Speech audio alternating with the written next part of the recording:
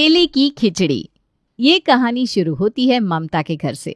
ममता के 2 बेटे थे। दोनों की शादी कर ममता बिल्कुल निश्चिंत हो चुकी थी। ऊपर घर, नीचे दुकान। ममता का परिवार एक मिडिल क्लास परिवार था, पर जो भी था उससे वो बहुत खुश थे। कितनी बार बताना पड़ेगा तुझे निशा, तेरे जेठ जी को खिचड़ी से एसिडिटी हो जाती है, फिर क्यों बना ली तुमने खिचड़ी? खिचड़ी तो बीमार भी खा सकते भाभी, खिचड़ी से एसिडिटी नहीं होती भैया को।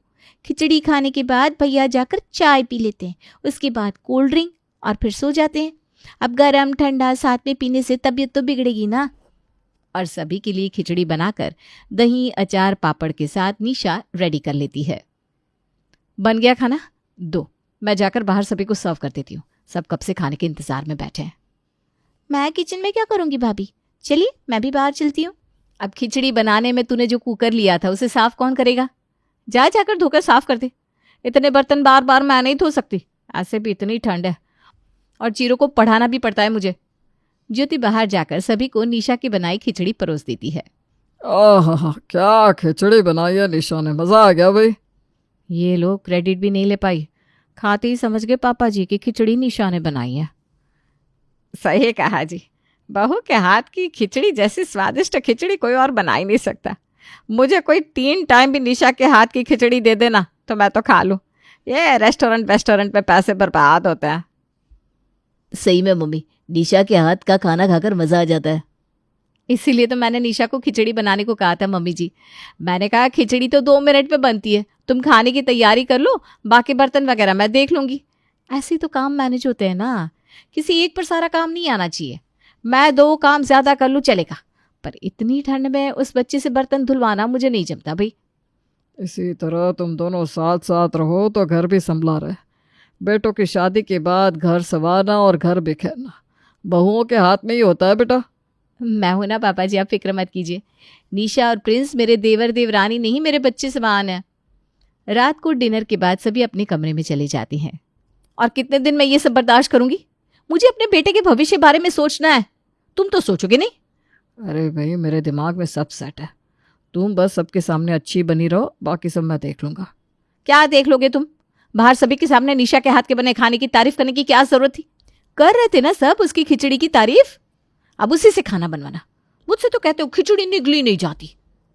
अरे सभी के सामने दिखावा तो करना पड़ेगा ना कि मेरे लिए मेरा भाई और उसकी बीवी कितने ज़रूरी है, तभी तो सबका विश्वास जीत पाऊंगा। अगली सुबह बिजली का बिल लेकर विकास अपने घर लौटता है। मुझे तो लगा था ठंड में बिजली बिल कम आएगी, पर ये तो इस बार डबल आ गई। मैं कहता हूँ ज्योति तुम्हें कि हीटर ज़रा कम चलाया करो, 4000 बिजली का बिल आया है। 2000 मैं दे देता हूँ भैया। अरे तू क्यों आधा बिल देगा? तेज बनेगा ज्यादा ना तो मारूंगा एक थप्पड़, ठीक हो जाएगा। तुम दोनों कितनी ही बिजली लगा देते हो। अरे बड़ा भाई हूं मैं तुमको दूंगा या तुमसे लूंगा? अरे दे रहा है पैसे प्रिंस, तो देना देना बेटा, कमाता भी तो है वो। क्या कमाता है मम्मी? वो तो मैं दुकान से जो उसके हाथ में रख देता हूँ वो लेकर चुपचाप बैठ जाता है। उसकी खुद की भी तो लाइफ है, ज़रूरत नहीं है बेफिजूल खर्च करने की। तुझे जमा कर, आगे काम आएंगे। विकास की बातें सभी के दिल को जीत लेती है। कमरे में जाकर निशा प्रिंस से कहती है, भाभी जरा गुस्से वाली है, पर भैया ना बहुत ही नरम दिल का है। भगवान ऐसा भाई सबको दे। इसीलिए तो मैं कहता हूँ निशा कि भाभी की 1-2 बात ज़रा इग्नोर कर दिया करो। अब भैया हमें जो सपोर्ट कर रहे हैं फाइनेंशियली, कोई और थोड़ी ना करेगा। ये कहकर विकास घर के नीचे के राशन की दुकान में चला जाता है और कुछ देर बाद अपने भाई को छुट्टी देने प्रिंस भी दुकान पहुंचता है। ये बार बार दुकान क्यों आ जाता है? ऐसे तो किस्सा ख़त्म ही नहीं कर पाऊंगा मैं। जाइए भैया, आपको कोई काम है तो आप कर लीजिए, मैं बैठा हूँ दुकान पर। इधर आ, मेरे पास बैठ। तो एक छोटी सी राशन की दुकान है, यही बैठकर अपना जीवन से बर्बाद करेंगे क्या? मेरी तो मजबूरी है भाई यहाँ बैठना। मेरा तो बच्चा भी हो गया है, इस उम्र में कुछ नया करने की सोच भी नहीं सकता। पर तू तो सोच सकता है ना। क्रिकेट कितना पसंद था तुझे, जा अब चालू कर दे। टैलेंट को बेकार मत कर, सारे खर्चे मैं दुकान से देता रहूँगा। भैया आज के ज़माने में इतना तो बाप भी नहीं सोचता बच्चों के लिए जो आप मेरे लिए सोचते हो। ये कहकर प्रिंस अपने भाई की गले लग जाता है और रोने लगता है। अब रोज़ प्रिंस यहाँ वहाँ अपने हिसाब से नौकरी ढूंढता या अपने सपने के पीछे मेहनत करता। अब दुकान पर 24 घंटे सिर्फ विकास ही रहता। ज़रा पानी पिलाना तो ज्योति, बहुत मेहनत हो जाती है। बहू तो आराम करने गई है बेटा, मैं ला देती हूँ पानी। कितना थक गया है तू। अरे प्रिंस को क्यों नहीं कहता दुकान में बैठने के लिए? ठीक है ना मम्मी, उसने कहा कि भैया कुछ वक्त दो, मुझे अपने सपने पूरे करना है। तो बड़ा भाई होने के नाते इतना करना तो बनता है ना मेरा। अब मुझे सोचने की ज़रूरत नहीं है बेटा। अब मुझे कुछ हो भी गया तो मेरे पीछे से तू सब संभाल लेगा। यही विश्वास तो लाना चाहता था मम्मी, आ गया विश्वास। एक रोज़ विकास अपनी माँ को फ़ोन करता है और घबराते हुए कहता है, ना रिएक्ट करना, ना किसी से कुछ कहना मम्मी। वो प्रिंस और उसके दोस्तों के बीच में झगड़ा हो गया, प्रिंस पर केस लग गया है, उसे छुड़वाने जाना होगा मुझे। तुम्हारी भी ज़रूरत पड़ेगी, आ रही हो ना कि फिर मैं ही लेकर आऊँ? और देखो घर पर कोई पूछे तो कुछ भी मत कहना, बेकार में तुम जानती हो ज्योति की आदत, फ़ौरन निशा को बता देगी और निशा की तबीयत बिगड़ जाएगी। हे भगवान, ये लड़का, मैं कह रही थी ना दुकान पर बिठा ले उसे, पर तू है कि कहाँ आना है बता। कोर्ट केस है मम्मी, तो कोर्ट में तो आना ही होगा, पर पहले तुम बैंक जाओ ताकि मैं कुछ पैसे निकालूं। अब वकील भी तो पैसे मांगेंगे। बैंक में कोई कुछ भी पूछे तो कह देना कि हाँ मुझे ज़रूरत है, किसी को क्यों बताए कि क्यों पैसे निकाल रहे हैं हम। और बैंक जाकर विकास अपनी माँ के खाते से सारे पैसे खुद के खाते में ट्रांसफ़र करवा लेता है। कोर्ट जाकर घर और दुकान के पेपर पर अपनी माँ के दस्तखत लेकर पूरा घर दुकान अपने नाम करवा लेता है। हेलो ज्योति, मैंने घर और प्रॉपर्टी सारे पैसे सब कुछ अपने नाम करवा लिया है। अब जैसे ही मैं माँ को लेकर घर आऊँगा, तुम किसी को अंदर मत आने देना। कर दो तमाशा शुरू। सच में माँ जाने के लिए राजी भी हो गई थी? My God, I love you Vikas. और जैसे ही विकास अपनी माँ को लेकर अपने घर पहुंचता है, ज्योति अपने सास ससुर देवर देवरानी के सामान को बाहर फेंकना शुरू करती है। देख रहा है विकास कैसी हरकतें कर रही है ज्योति, समझा इसे ज़रा। ठीक ही तो कर रही है ज्योति, अब घर उसका है तो जो मर्जी करे। ममता के पैरों तले ज़मीन खिसक जाती है। जिस बेटे पर उसने इतना विश्वास किया था, उस बेटे ने आज उसे धोखा दे दिया था। प्रिंस, निशा, ममता और बिरजू सड़क पर आ जाते हैं। मैं अपने भाई को फ़ोन करती हूँ, एक बार भाड़े के घर पर तो जाना पड़ेगा। मम्मी जी, ऐसे सड़क पर तो नहीं रह सकते हम। सारी गलती मेरी है। भैया ने बोला कि दुकान में बैठना बंद कर दो और मैंने कर दिया, और पूरा दुकान उन्होंने अपने अंडर कर लिया। अरे सबसे बड़ी गलती तो मेरे हाथ हुई है बेटा, मैंने ही तो जायदाद के पेपर्स को बिना पढ़े उन पर साइन कर दिया। जो हुआ सो हुआ, आगे का सोचो बस। निशा का भाई अपनी बहन के परिवार वालों को अपने घर ले आता है। मैं हूं ना दीदी, फिर क्यों तुम किराए के मकान में रहोगी? आप भी मेरे माता पिता समान है चाचा चाची जी। अब जो हुआ सो हुआ, रहने खाने की फिक्र छोड़ दीजिए आप। जीजा जी और कोई काम शुरू कर लीजिए, क्योंकि काम से ही तो पैसे आएंगे और चीज़ें सुधरेंगी। बाकी मैं तो हूँ ही। पर क्या करूँ मैम, तुम पहले ही मुझ पर इतने एहसान कर चुके हो। मैं तुमसे और मदद नहीं लेना चाहता विनोद। जिस उम्र में माँ को आराम मिलना चाहिए था, उस उम्र में तुम्हें ये सब दिखा दिया मैंने मम्मी। लड़का तो अच्छा है तू, बस एक कमी है तुझ में कि तू बेकार में बहुत सोचता है। शादी के 1 महीने बाद ही तेरे पापा को बहुत बड़ा नुकसान हो गया था। लेनदार सब कुछ ले गए, कुछ नहीं बचा, कुछ भी नहीं था तेरे पापा के पास। फिर उन्होंने ठेला चलाना शुरू किया। उस ठेले को चला चला कर जो पैसे आते थे उससे तुम दोनों भाइयों को पढ़ाया। फिर धीरे धीरे पैसे जमा कर राशन की दुकान खोली।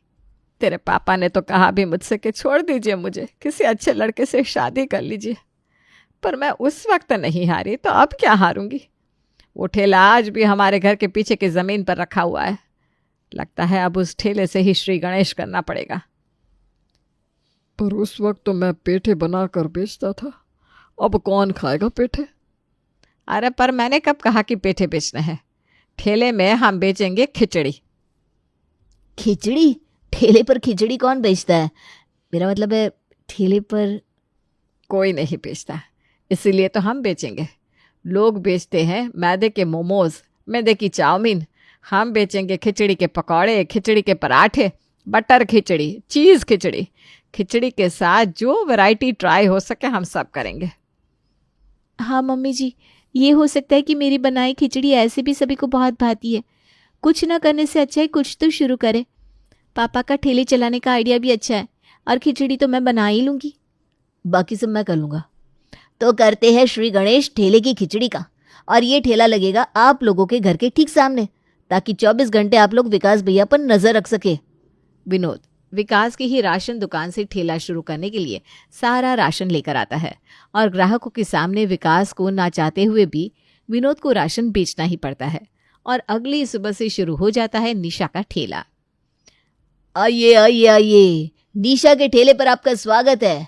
मैदा मोमो खाकर क्यों करे पेट को खराब, खाइए निशा की खिचड़ी जो है बड़ी लाजवाब। भाभी जी आपने अपना ठेला खोल लिया?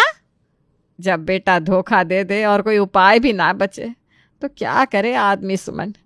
एक बेटे ने घर से निकाल दिया तो दूसरे बेटे ने सहारा दिया है।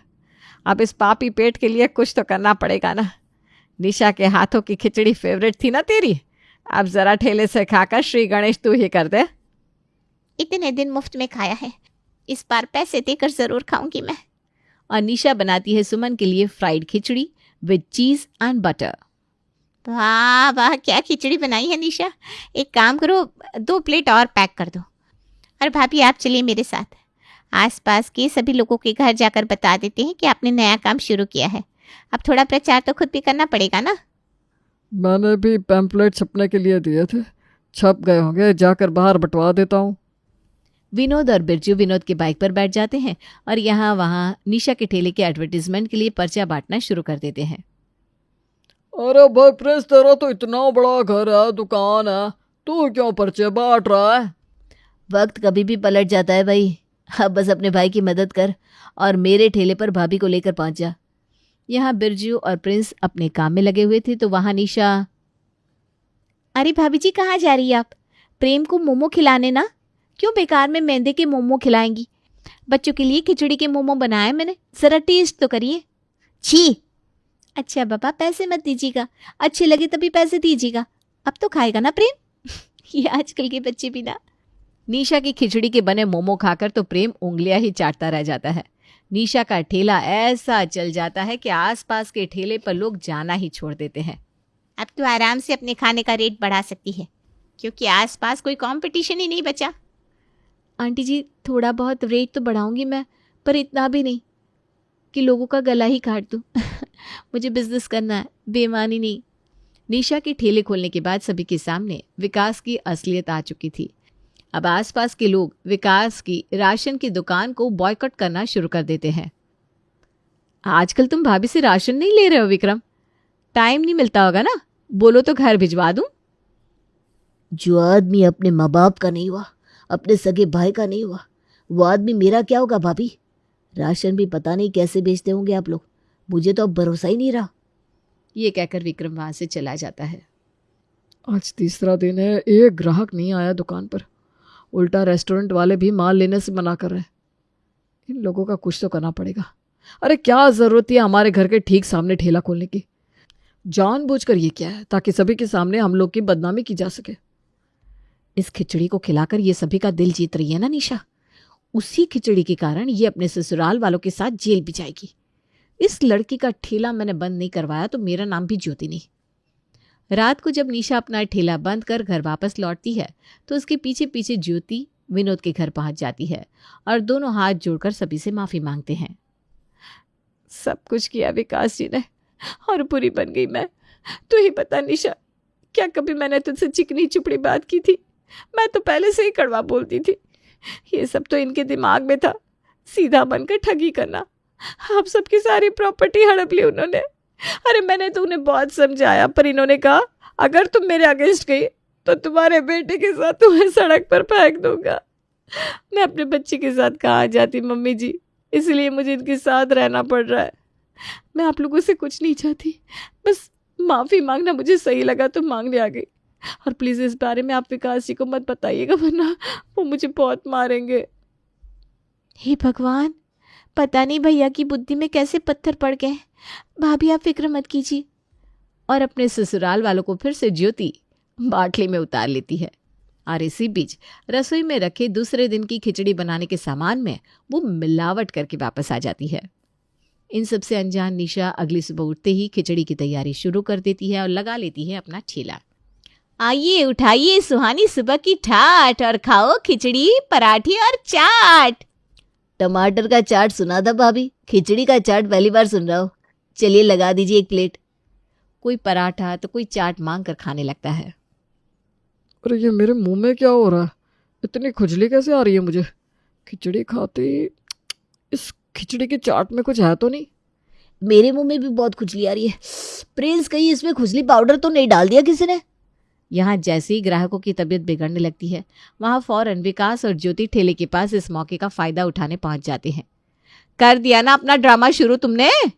निशा, लोगों की जान के साथ क्यों खेल रही हो तुम? चावल में खुजली पाउडर डालकर बना दी क्या खिचड़ी? इन लोगों ने तुम्हारा क्या बिगाड़ा था? विकास जी, आप डॉक्टर को फोन लगाइए, मैं पुलिस वाले को फोन लगाती हूँ। ज्योति फौरन पुलिस स्टेशन में फोन करती है और पुलिस वालों को निशा के साथ उसके भाई, पति और सास ससुर को जेल ले जाने के लिए कहती है। आराम से मैडम, आप कौन होती है मुझे बताने वाली कि मुझे किसे जेल लेकर जाना है किसे नहीं? खाने में खुजली पाउडर अगर निशा जी ने डाला होता तो उनके हाथों की पपड़ी उतर जाती, पर ऐसा नहीं हुआ क्योंकि वो ग्लव्स पहनकर सारे काम करती है। आपने तो यहाँ की खिचड़ी खाई भी नहीं, फिर आपके दोनों हाथों की पपड़ी क्यों उतर रही है? कहीं ऐसा तो नहीं कि आपने अपनी देवरानी का बिजनेस बंद करने के लिए ये खुद किया है? मतलब तू रात को हमारे यहाँ माफ़ी मांगने नहीं, ये सब करने आई थी? हाँ बेटा, ये सब इसी लड़की ने किया है। उसके पति के साथ मिलकर हमें सड़क पर ला दिया इसने, और अब हमारा ठेला भी बंद करने पर तुल गया है दोनों। पुलिस इंस्पेक्टर इस केस की जांच करते हैं और आसपास वालों का बयान भी लेते हैं, जिससे साफ साफ साबित हो जाता है कि ये सब ज्योति और विकास का किया धरा है। और पुलिस ज्योति और विकास को जेल ले जाती है। ज्योति का बेटा अपने दादा दादी और चाचा चाची के साथ रह जाता है।